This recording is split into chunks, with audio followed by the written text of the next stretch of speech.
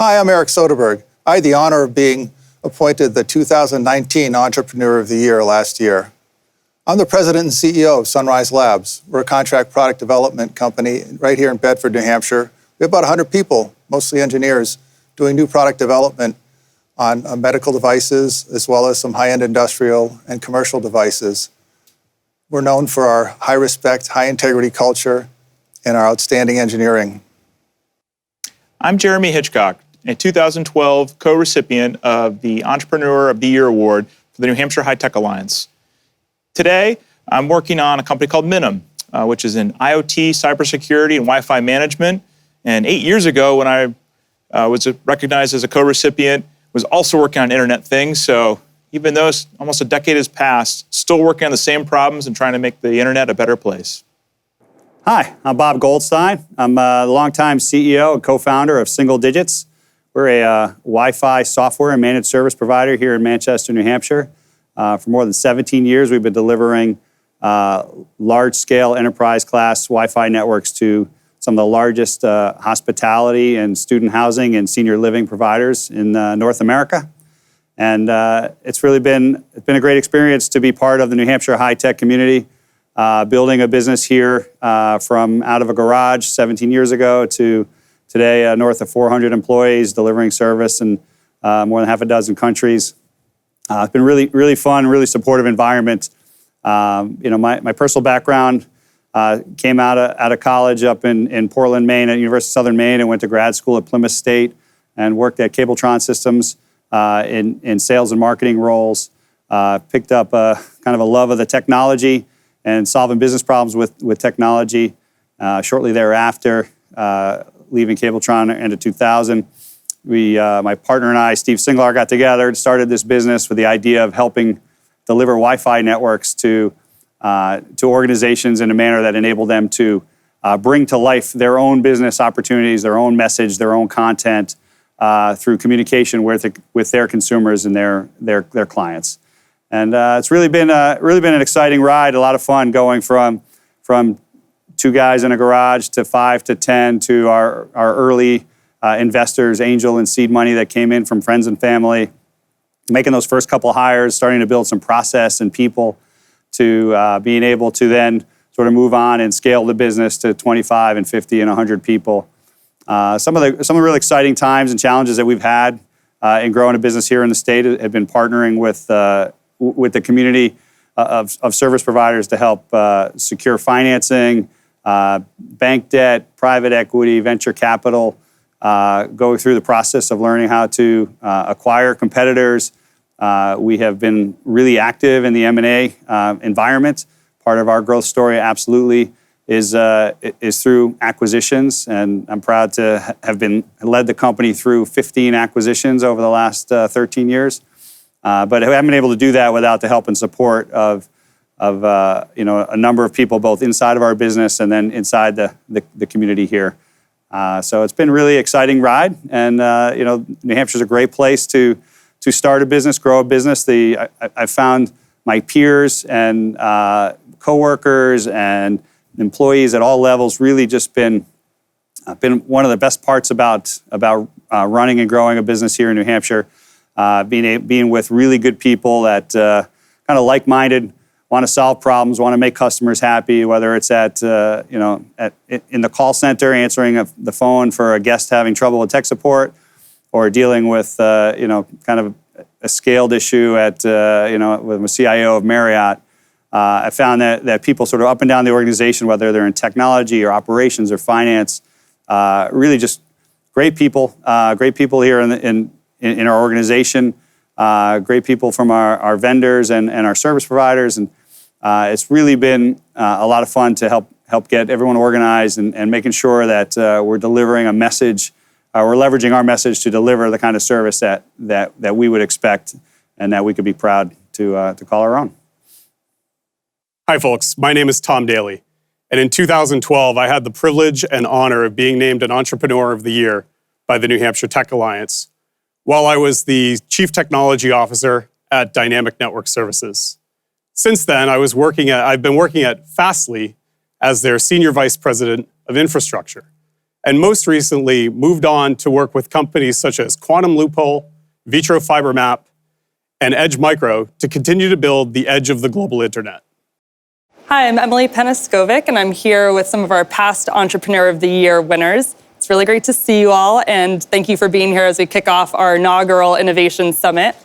So this week, we're celebrating innovation in New Hampshire, and as seasoned entrepreneurs that are based here in New Hampshire, you've each made a long-standing impact on and have direct experience with our entrepreneurial ecosystem. So today we'd love to get your perspective on what it's like to be an entrepreneur here in New Hampshire and what innovation means here, and also to touch on some of the unique circumstances that companies today might be facing. So generally speaking, innovation can be defined as a new product or method or idea, but I think we can all agree it can mean a lot more than that. So I'd love to hear what innovation means to you. And Eric, you can feel free to kick it off. Sure. So it's about doing something new, but I think you need to attack it with a lot of curiosity. So someone who's innovating is thinking about, well, there's a bunch of norms right now, but assumptions behind the things we do, but how can we do it better? And so it takes some first some creativity, but that outside in look at things objectively and say, there must be a better way to do that. That's kind of silly. I can think of a good example is here at COVID was my doctor. I had a tick bite with a little circle on it. Under COVID, it's great. Take a picture, send it to my doctor's office, a phone call, get a prescription, pick it up. It's better than the old normal. Yeah. There's a lot of stuff like that going on now. COVID's upset our sort of normal norms enough to let us figure out how to do things differently. So I think that's led to a lot of innovation. Yeah. Look at us here today. Exactly. This entire event is innovative in its own respect. I think a lot of innovating is just being on the forefront of that change that you mentioned, which can be risky and scary. But does anyone else want to add to that, I guess, and what innovation means and what it's like to be in the forefront of that change? We'll go down the row. So innovation, I think, is doing something new, and a lot of people, I think, will take the assumption that you have to build a new contraption, a new mousetrap, a new something. But a lot of times, solutions like the taking a picture of and sending it to a doctor, it's a different process, it's a different methodology. It's completely changing the way in which something used to get done. And I think people underestimate the ways in which a go-to-market motion or a product or a business model can actually be innovative. And I think as everyone is spending a lot more time around their home in a smaller group, they're traveling less, we've found that maybe all the travel that we used to be doing isn't as helpful or as impactful as it used to be. Maybe going to an office environment every day isn't the best thing. And as we think about schools, and we think about, hey, was the gold standard everybody sitting in a classroom for 6 hours or 8 hours in a desk confined? Is that the best way?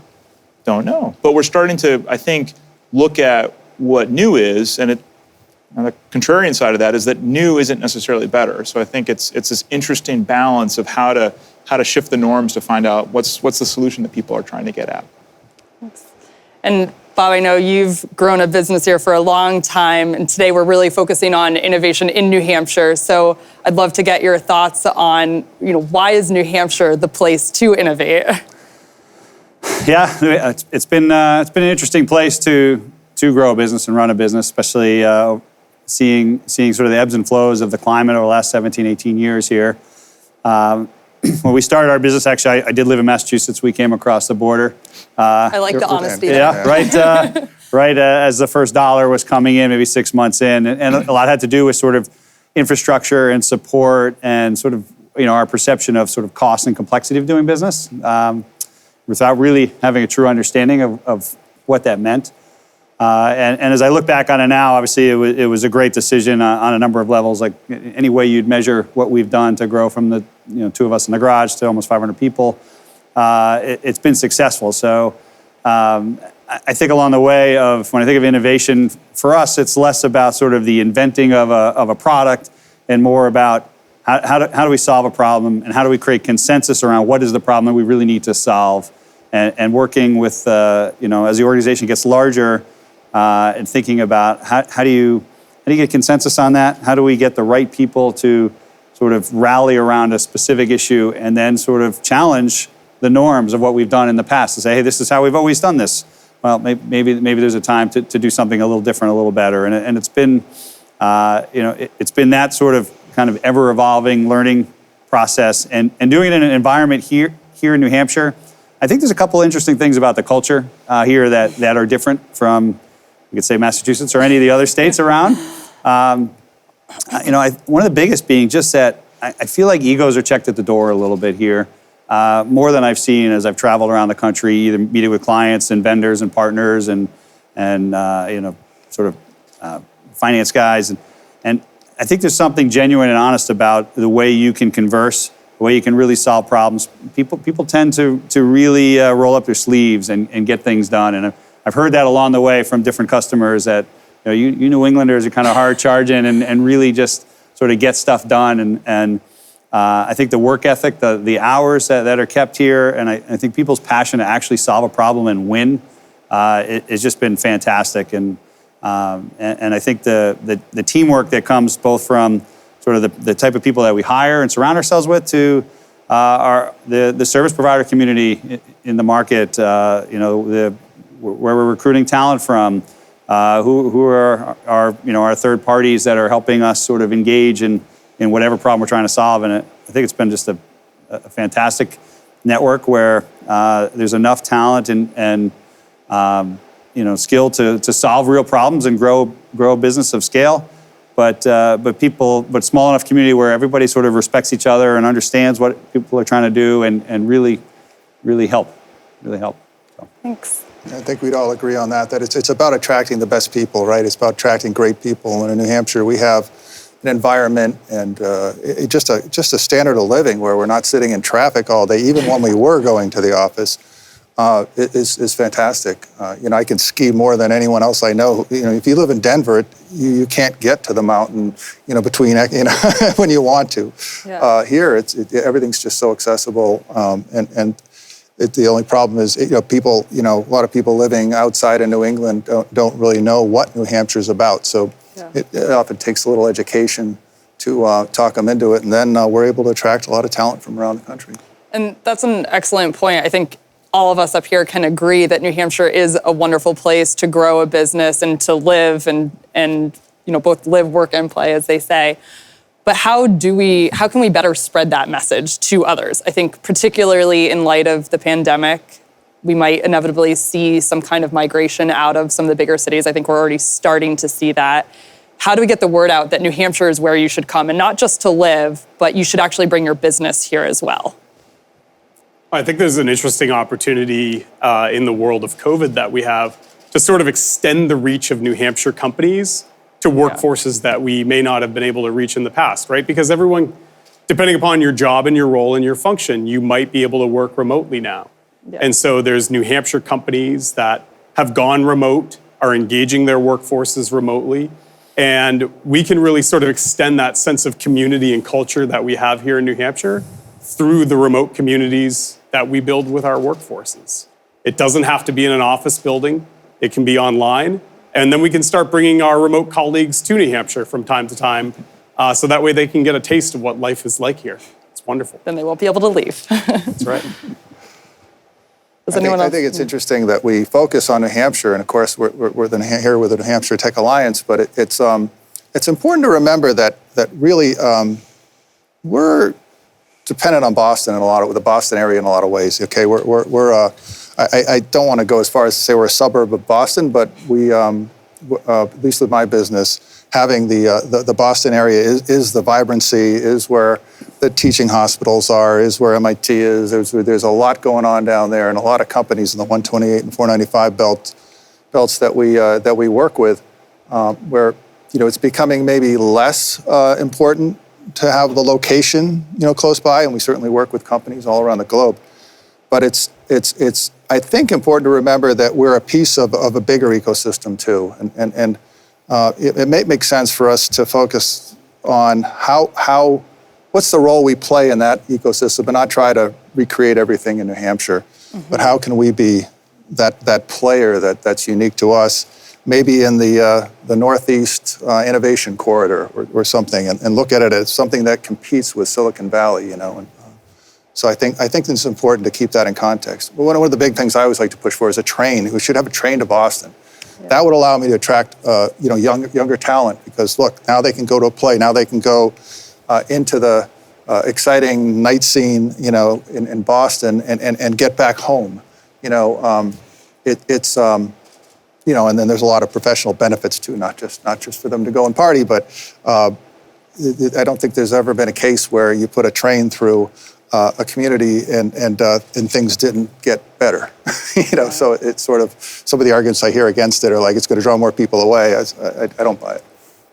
Yeah, I know it's been a hot discussion for a long time. And I guess the other piece of that, are there ways that New Hampshire can improve in terms of our own innovation and, trying to help companies succeed here?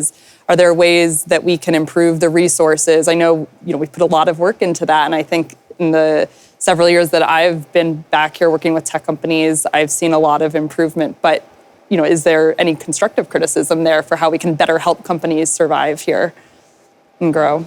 I would say certainly the access to capital, and it feels like over the last few years it has gotten better. Yeah. But making New Hampshire feel like a place where you can settle right out of college, and the sort of that creating the connectivity tissue we have tons of great schools in the state and all around, just maybe right outside the state, where we could and should be sort of attracting the top talent that's leaving college, entering the workforce, who sort of by default is thinking I'm going to New York or Boston or San Francisco.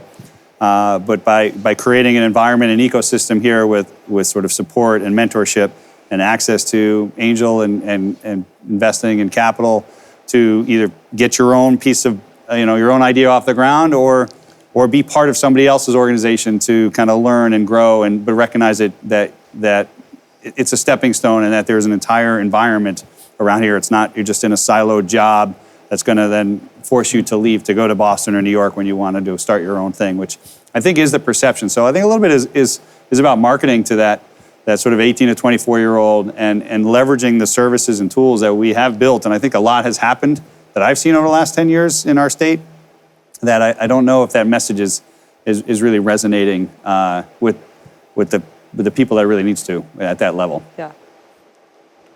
I think it'd be nice to sort of reduce that bungee cord effect that we see of you are 18 to 24 years old, you leave the area, you finally start a family, and you decide that you really want to come back to New Hampshire, where great quality of life, great quality of education, everything is kind of an hour away, but you had to take that sort of 6 to 10 year period to break up with the state and then kind of come back.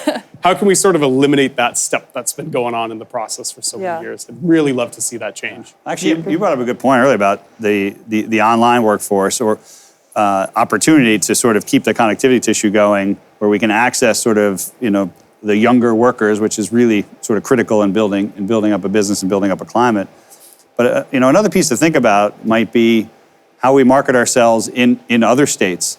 If you're 18 to 24 and you grew up in New Hampshire, like you kind of just want to go see the world, right? So you're going to go somewhere else. But if you grew up in Virginia, would you think of New Hampshire as a place to go, right? And right now, I don't think we're doing much to get the word out in other places where you grew up in Virginia, maybe you went to Dartmouth, and then you're thinking, I got to leave and go somewhere else. Well, how about we figure out a way to create a path for you here? I'm a big proponent of that bungee cord. I think that was something the state used to celebrate. I'm like, oh, you're supposed to go off and go somewhere else and be successful and then come back. And I think, I don't know what's going to happen with migration over the next decade, post-COVID, but I guess some places of optimism are all of these college-age students who used to go off and they're like, oh, I need to go be successful somewhere else. And now they're living at home.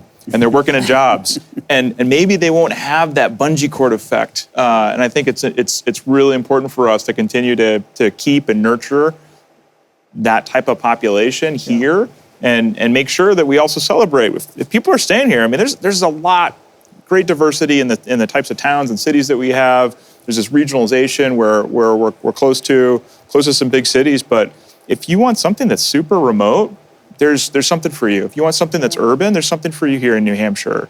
And I think that's catching on. I mean, we're seeing a lot of people, I think, migrating to the state who are looking to get out from the cities. There's a lot of Nottingham people that want to get out in the mountains and the lakes and play and have that so accessible.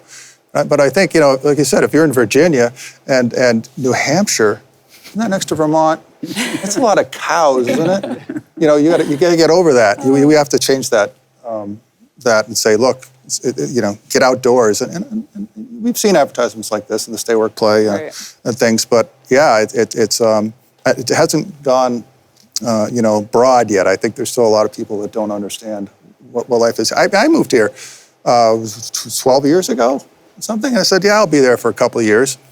Then it kind of grows on you. Yeah. We really do have an incredible standard of living here. Well, in addition to that, I think some of the feedback that I've received a lot in working with startups is that New Hampshire has a really unique business ecosystem, specifically where you can really meet a lot of the key players, where that's just not the case in Boston or in a San Francisco or a bigger ecosystem.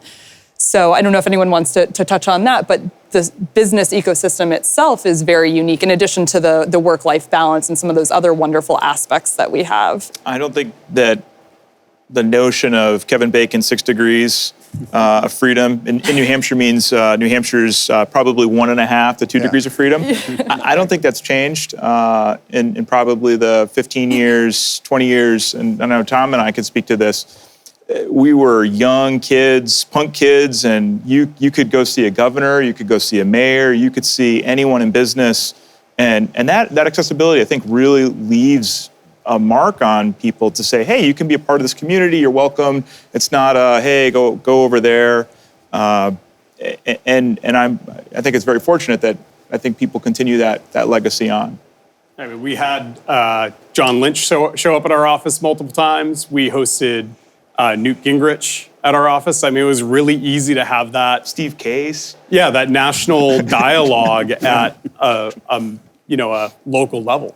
Chris Pappas was in my office last week for an hour, and he wasn't there to raise money. He wasn't there to boost his campaign. He was there just to listen.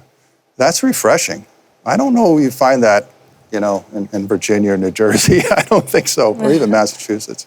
I think there's something special about New Hampshire in that regard of really sort of just being the Goldilocks of the community is big enough to to help companies and entrepreneurs with ideas really grow and be successful and stretch their wings on a global scale.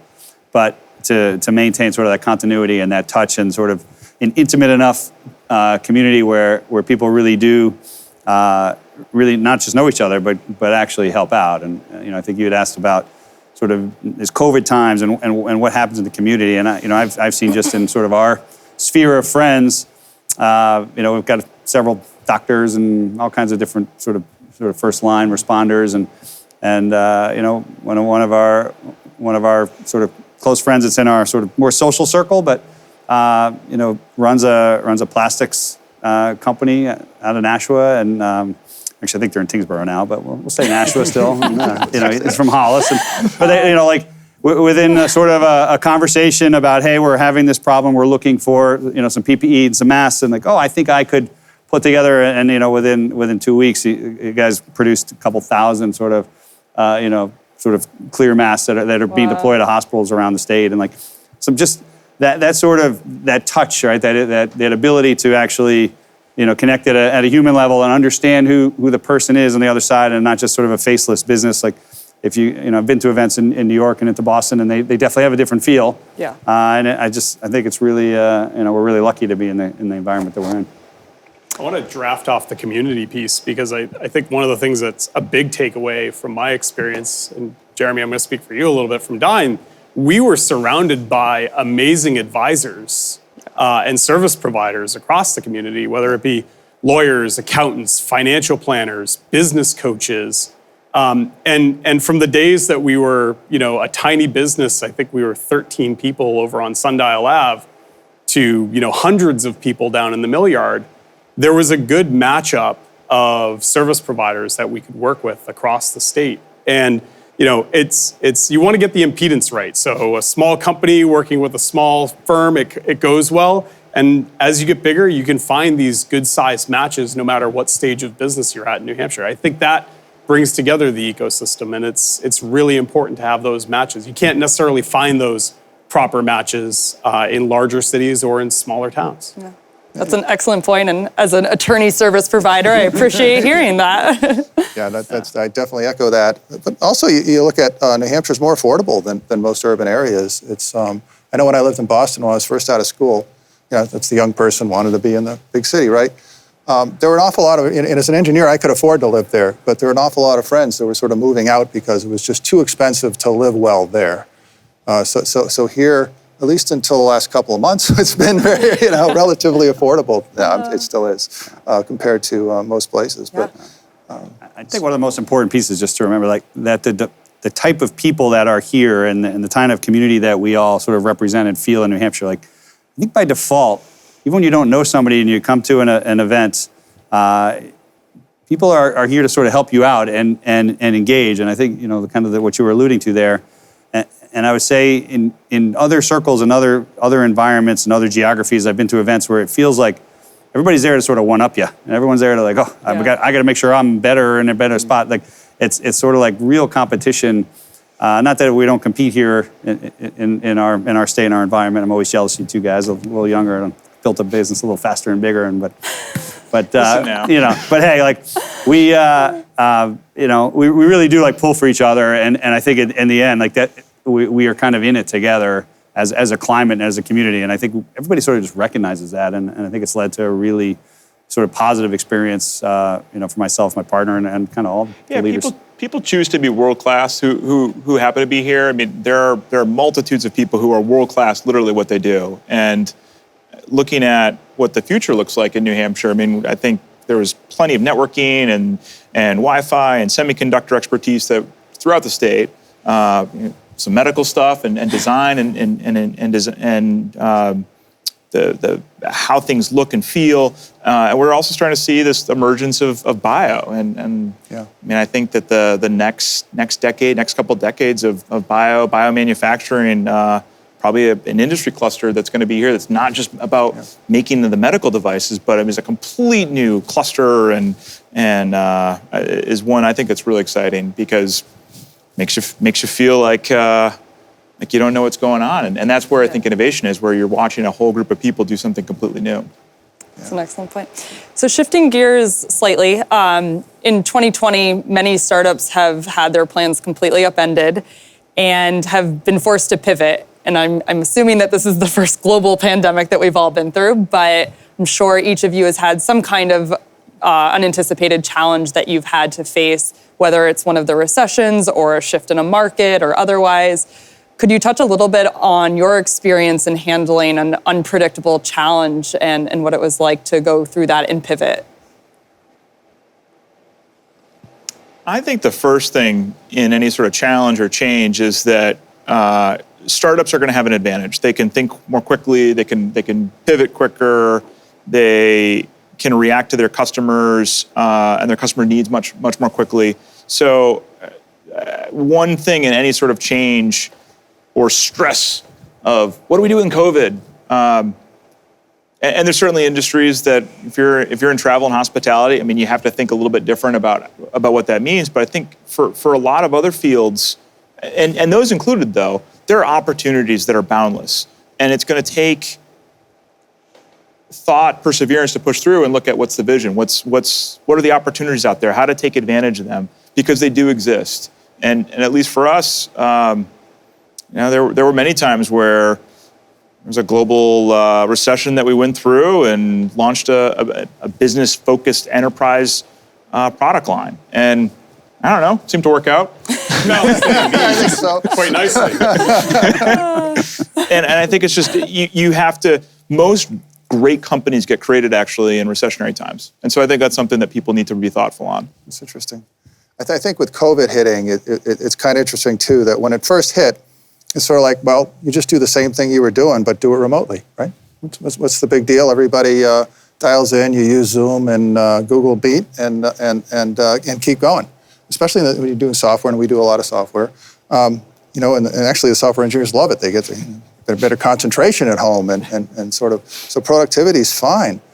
But then you got to sit back and reflect and say, okay, well, what are we losing here, and what are the dangers of staying this way for a long period of time? Because this isn't a short game. This is going to be more than a year. And I had people tell me, don't tell people that at the beginning, right? Because I don't want to scare them. It's like, come on, they kind of know that.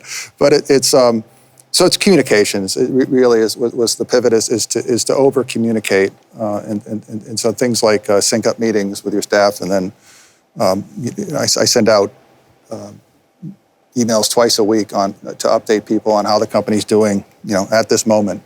Because when you're in isolation, you're in your bedroom or something all alone, and you're not interfacing with a lot of people, it's easy to, get a little worried about, well, geez, how is Sunrise doing? And so we try to nip that in the bud by sort of over communicating.